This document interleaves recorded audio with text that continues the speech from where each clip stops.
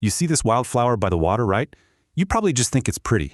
But what if it's also a land protector, a time capsule, and a chemical factory?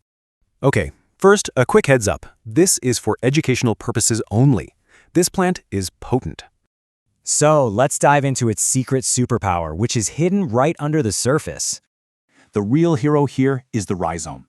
It's this dense web of roots that locks together. And this living net, it just holds the soil in place, stopping erosion right in its tracks. So how can you be sure you're looking at a northern blue flag? Let's check.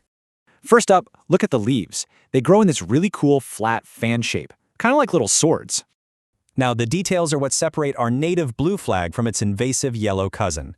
But the ultimate giveaway? It's the number 108. That's its unique chromosome count. No faking that. Now, let's get into its history. This plant has a complicated past as a powerful medicine.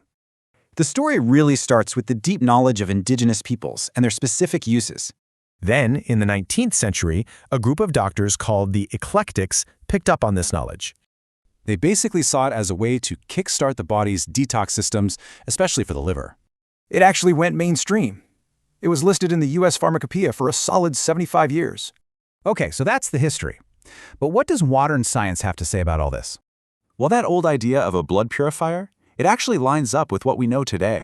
But, and this is a huge but, the modern clinical science to prove any of this, it just isn't there.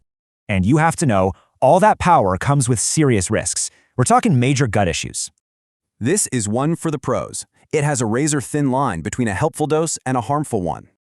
And that brings us to the most dangerous mistake you could possibly make with this plant. You cannot mix this up with False Hellebore. And the key difference? It's all in the leaves. Getting this wrong is no joke. False Hellebore is life-threatening. Misidentification is simply not an option. So, when you look at it, you're seeing an engineer, a library, and a toxin all in one. Which leaves us with one big question. How do we hold all that complexity and coexist responsibly?